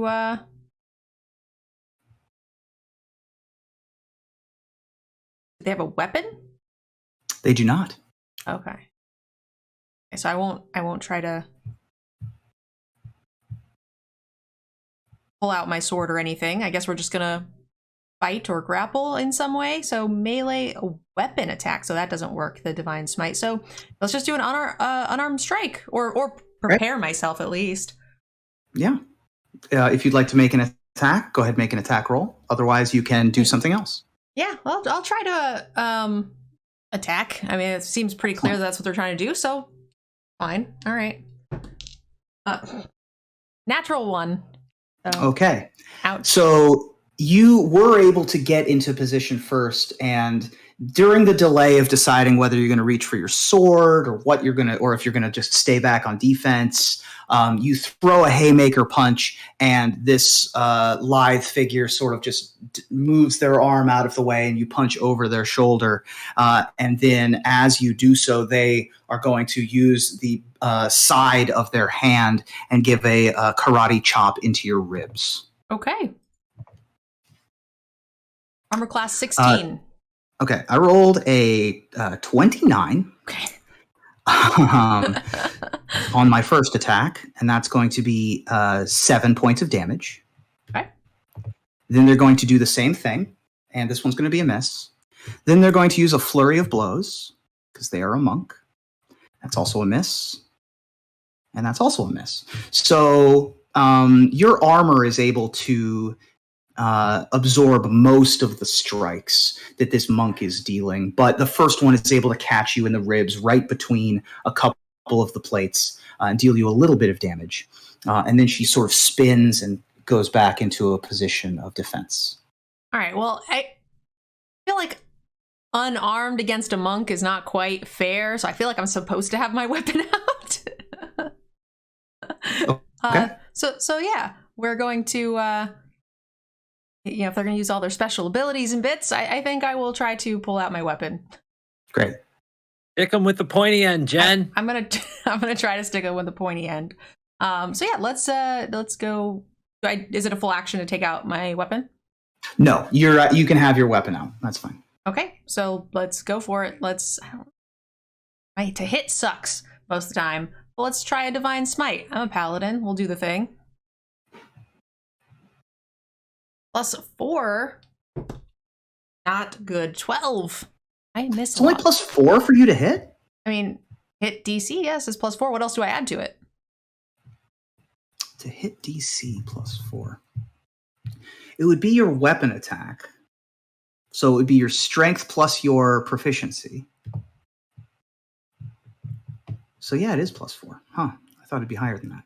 And what was the first attack? I only attacked once. And what was the number? Sorry. Oh, sorry, 12. 12? Yeah, 12's not going to do it. You swing and it goes wide a little bit.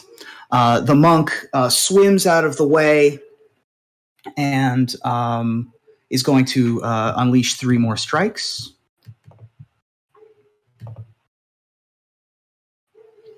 So 1 hit. 17 to hit you? 16. Okay, so 2 hits. They roll so much better than me. And that's a miss. And that's going to be 5 and 3, so 8 more damage. The monk swims and sort of looks like it's made of marble, but is, able to move like a completely flesh and blood person would, and moves back into another very calm defensive position. Oh boy, I'm getting my butt kicked. I didn't want to fight these people. Can I You're help doing her? great. You're doing Sure. great. What do you want to do? Yeah, I don't think I would like to cast Healing Word on Jen and heal some of her hit points if possible. Great. You may do so. Okay, so I have to roll a d4 plus a spellcasting ability modifier. It's my first time casting this, so let's see. I rolled a 3. What's my modifier? I think it's +2 or 3. Where would I see that on the sheet? So it's what is Healing Word? It's a D6 or D8 plus your. it's a D4 plus 2. It says okay. +2. So it'll be a total of 5. There you go. So you get 5 hit points back. Oh boy. And the voices around say it is meant to be a challenge. This is, of course, your keyword. Yeah, well, I guess I'm going to try and hit him again. Oh boy. Okay. Please be above like a 10. 13. Okay, 13's not going to hit. Can't roll above a 10, guys. Get my butt whooped. Go ahead and make an insight check for me. Insights. 2. Okay. Why am I going first? The monk is going to go again.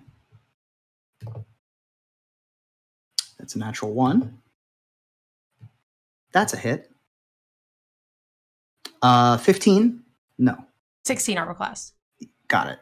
So 1 hit, and I am going to deal the maximum 7. Yikes. Thanks. How you looking? Thanks, Bianca. I would have been dead. Ooh. I'm at 3. Okay. The monk wheels back around and takes 1 more defensive position and stands. Can I burn another spell slot and try to heal her again? Sure. You might need them for yourself. You're going to have a word too. This time I did a little bit better. A total of 6. Great. 6. Got it. All right. Try to hit them again. Okay. Finally. I think I hit. 21. 21 hits. All right.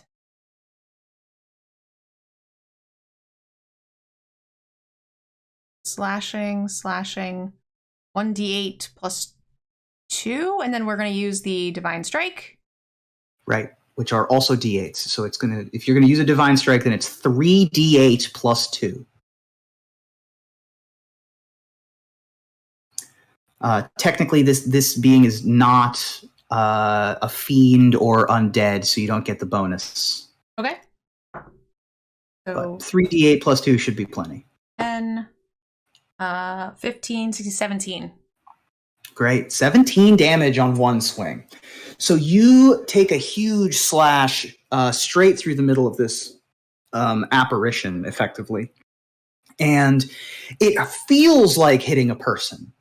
But the being itself then dissipates into clouds, sort of reappears on its plinth, and it bows to you. And it says, "You've passed the test of first striking. And with that, I give you my boon." So you're going to get a boon of first striking. The boon is it has 5 charges. I'll email you all this later. The boon of first striking has 5 charges. You can spend 1 charge to cast the spell Zephyr Strike. You can use 2 charges to cast the spell Blur, or you can use 3 charges to cast the spell Slow. And when these charges are done, they are gone. Okay. So you have 5 tick marks or 5 pips or something along those lines on your person, and you can keep track of your charm, and this is part of your gift. All right. I'm not sure what happened to my character sheet, but it says I'm dead. Oh, you may not have healed. Take that 6. I was healing when she she sent it, but maybe I didn't hit enter or something correctly, so I'm not sure. F's in the chat. Well, you're not dead. So the good news is you're not dead. And this woman returns back to her plinth. And the group looks at the rest of you. Who will be next? Good luck, guys. I think Varian wants to go. Nope, not really. This looks like one of those like pure of heart kind of like check your metal things, and I don't really want any of that. That's very terrifying. Can we just leave? I want to just leave. Kaito will say, "Unfortunately, you will all need to pass a test in order for the favor to be paid." The only way out is through, huh? All right, let's go. Who wants some? What is your keyword? Oh gosh, I've thought about it so much. I think I'll go with Flash. Ooh. Flash. Okay.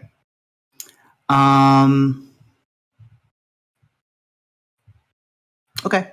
The praying mantis-looking figure steps down from their plinth, and they stand about 7.5 feet tall, and they approve, and they bow to you, and they look at you, and they say, "How would you like to participate in the test of Flash?" And then very quickly, they run.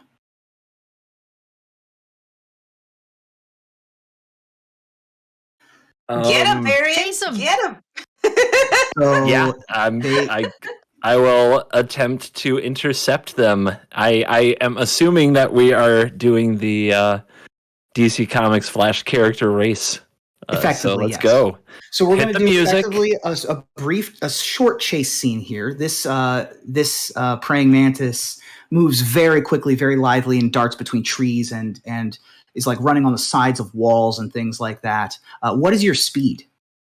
My speed is, it better be good since I chose Flash. Let's see. Where is speed? Where's speed? Oh, it should be at the top of your sheet, somewhere near the middle. Right above your armor class. Above my armor class. Speed 30 feet. 30 feet? Okay. So you can so as a action, you can choose to dash. As a rogue, you can also use your bonus action to dash, which means that you have 3 times 30 feet total of movement, which is 90 feet. Okay. So you're able to move much faster than the average. Oh, good. I hoped so when I picked this. All right, so I'm going to double dash, I guess. Great. So you're chasing this praying mantis figure down. They are also dashing and they are also jumping and bounding. And I need you to make let's do an acrobatics check as the first one, as you try to bound over and do a little bit of parkour to keep up the pace. Okay. Yeah. +5. Acrobatics. Yeah, +5 acrobatics. 25, baby. Wow, that's a crit. Yep. You're able to just sort of like lay out, completely do a barrel roll and kip back up and not lose any of your speed, keeping complete pace. Now, because you rolled a natural 20, I'm going to skip over the second challenge. Now you're going to need to try to grab a hold of this person. So now I need you to make an attack roll to try to grapple and grab their sash. Okay, attack roll to try to grapple. I'm guessing like an Just an unarmed attack roll. Just a regular attack roll. Okay. Unarmed. This would be an unarmed attack roll, actually. So +3. Okay. 21. 21 hits. In a flash, it's over. As you're able to catch up to your quarry, able to avoid any of the pitfalls, avoid a rock that may have been placed in your way, and you're able to grab the sash of this very quick insect person. And as you do, they become a whirlwind of sashes and wind and reapparate on their pedestal. And your charm is also going to have 5 charges. With your first level, you can cast the spell. Well, this one doesn't really. I'll find a better first level spell for you. Second level, you can cast Shadow Blade. And third level, you can cast Blink. So is this a custom item? This is a boon. So this will be a boon that's essentially like a tattoo that you wear. Okay. Of Flash. And I'm going to have to choose a new level 1 spell for you. The challenge I gave you was the challenge of Haste, but I didn't have a Flash one prepared. Oh, nice. So I will choose a new level 1 spell for you. Okay. Got it. But Shadow Blade uses 2 of the charges, and Blink would use 3 of the charges. And once again, you have 5 charges; they do not recharge, and you can use them as you see fit. Okay, sounds fun. I walk past the group and say, "That was quick." I just like stand there looking embarrassed. I'm ready. Okay, so Bianca steps forward. Can I whisper to Bianca that she should totally choose banding? I'm just messing. The people want banding. The people want banding. I don't know. What is your keyword? I mean, it would be very fitting to have lifelink at this point, right? You're Jen. Don't interrupt. Like sorry. That was my line. So because of my heritage, I might regret this, but I have to go with lifelink. Yeah, so stepping down from the pedestal is a kitsune who looks at you and says, if you are prepared, we can commence the challenge of lifelink. And the kitsune motions for you to sit down, and she does as well. Okay, so I sit. And she places her hands out in front of her. Should we hold hands? my gosh. So you put your hand. Weakness. You will put one hand on top of one of her hands, and then she's got her hand sort of in like this position. Okay. And she looks. It's gonna be looks at you, and she says, "Begin." She casts the spell Cure Wounds on you. Oh, that's nice. So you can heal 8 if you have any missing hit points. I don't have any. Okay. And what would you like to do? I suppose I will be using my last spell slot to send it back at her. Great. Okay. So, here we go. I got a 5 total. Excellent. And you feel the energy being cast, and you can see the magical energy coursing through this construct being of your healing magic going into this disciple. And it feels good. In some way, it feels like you're healing yourself. And you sort of become more in tune with yourself. This is nice. And as you do so, she looks at you and she nods and she says, "Thank you." And she says, healing is about more than just the health of the body. It's about the health of the soul. How do you feel? Oh, man.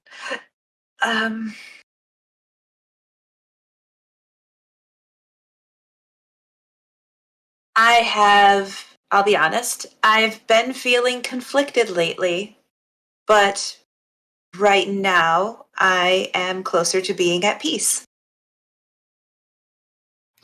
Why are you conflicted? The plans that we've made have changed several times, and it's been very challenging. It has created some tension within our group, but now I feel that we have converged on the same path, and it feels like the waters are more calm. Do you feel as if you need additional healing for this rift? And if so, does it need to come from you or from someone else?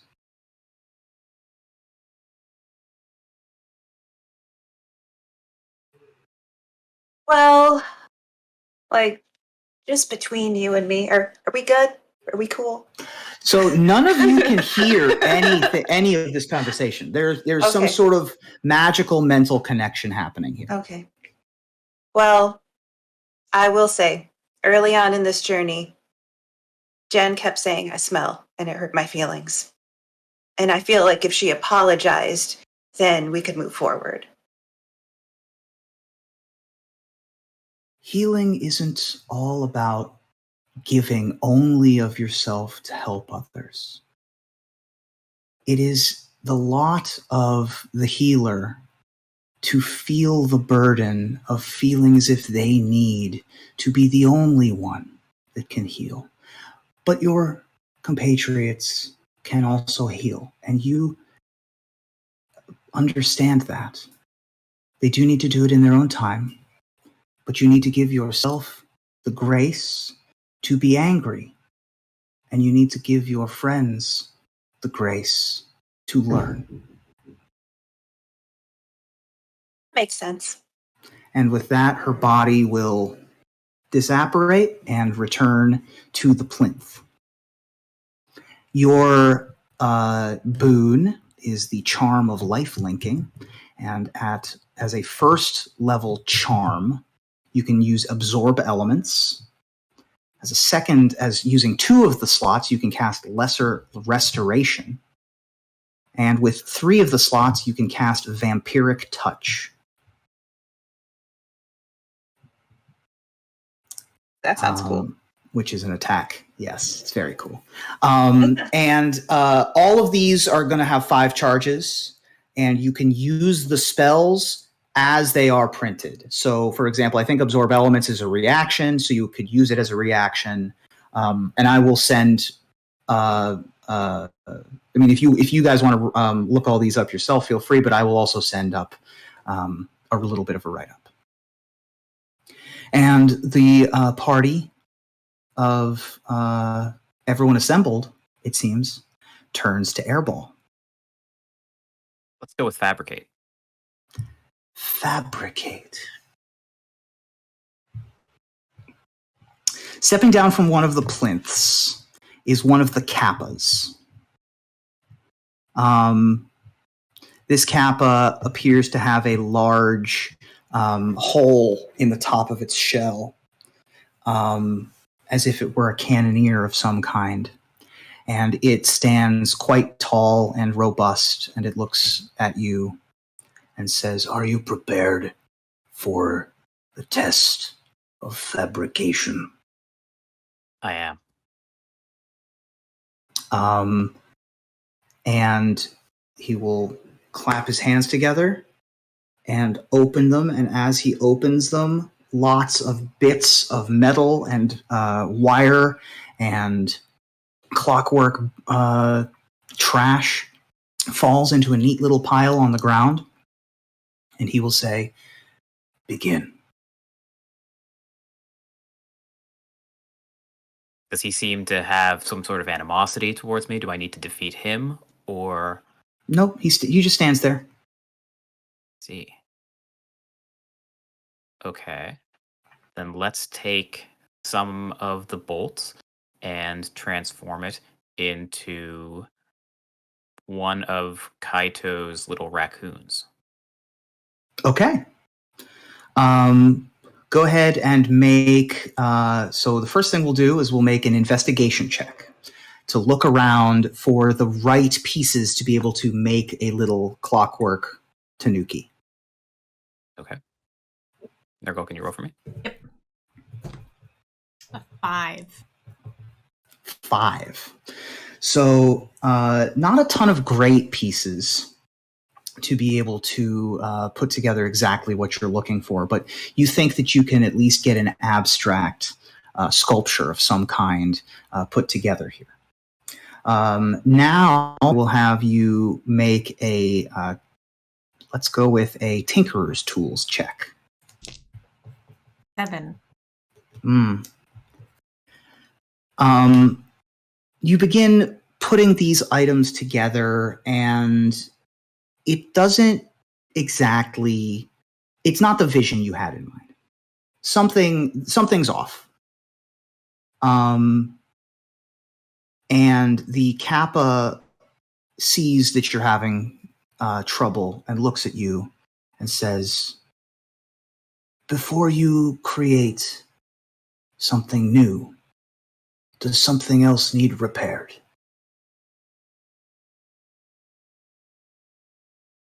I am not in touch with my earliest memories.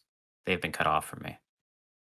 Perhaps if I was reunited with them, I'd be better able to create a cute raccoon. It is always easier to create and be creative when you are whole. A fraction of yourself is missing. It is difficult to focus. I can help you get back in touch if you would like. I believe I would. Hold very still. The kappa leans over and aims the cannon directly at the middle of your chest. And a very bright light appears from the center of it and shines like a beacon directly into the middle of Airball's chest. Airball, go ahead and make a Constitution saving throw for me. Natural 20. Ooh. So you're only going to take half of...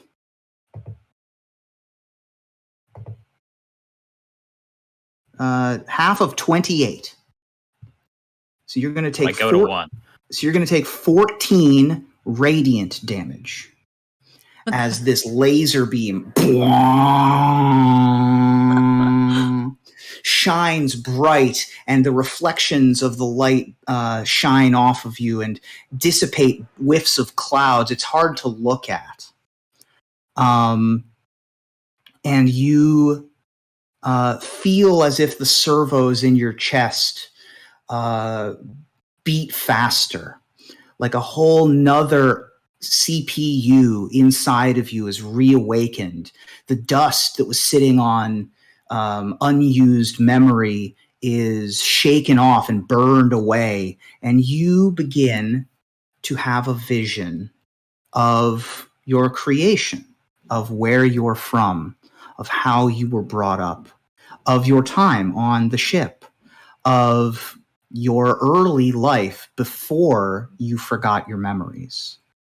Do you have an idea of what that looks like? Yes. I was involved in illegal scientific experiments aboard one of the flagships of the fleet, and they went badly, and most of the people on the ship were killed, and the captain reprogrammed me so that I could not remember it and point the finger at him. Very specific, very quickly. I'm impressed. And the Kappa... Perfect. The Kappa cannoneer looks at you, and he turns off the cannon, obviously, and he puts his hand on your face. Big, clawed hand. But it feels warm, feels like a sauna almost, a little damp. And he says, "This has been restored to its original manufacturer's specifications. However, you are not just a collection of wires and plates. You are more. Just like what you create is more. Let's try again." Okay. This time, go ahead and make an investigation check at advantage. Okay. +4 to whatever.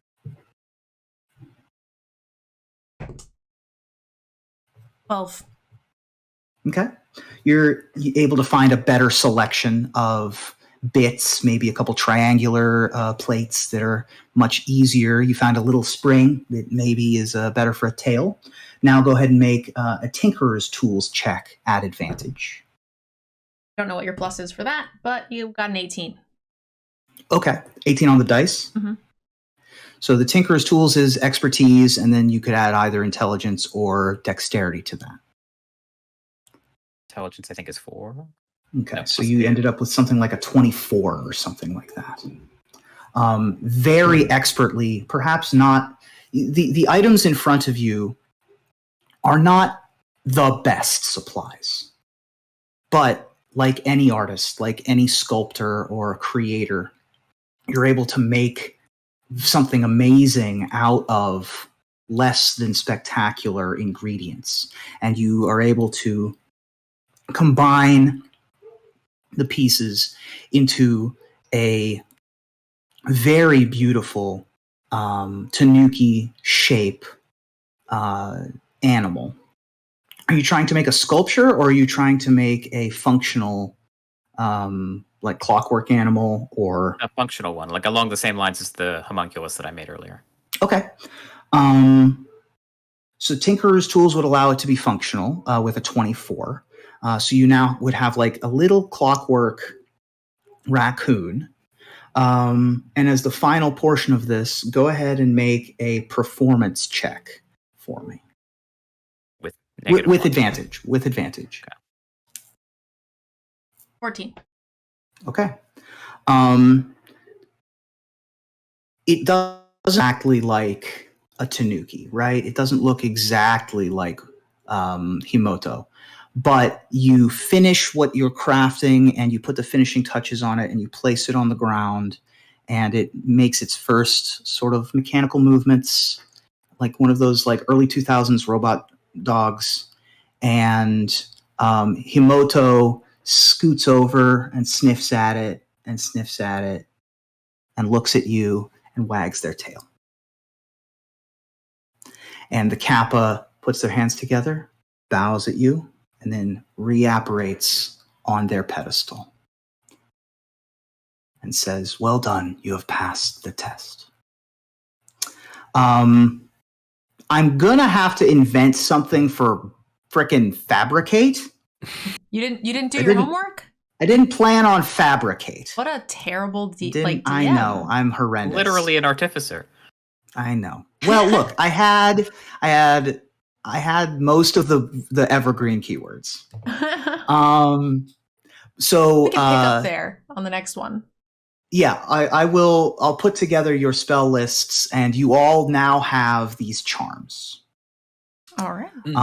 And as you complete, the Kaito walks forward and says, "Thank you so much, ancestors," and turns to you and says, "Well, that should be enough time for our scientists to have completed their task, and we can walk that way."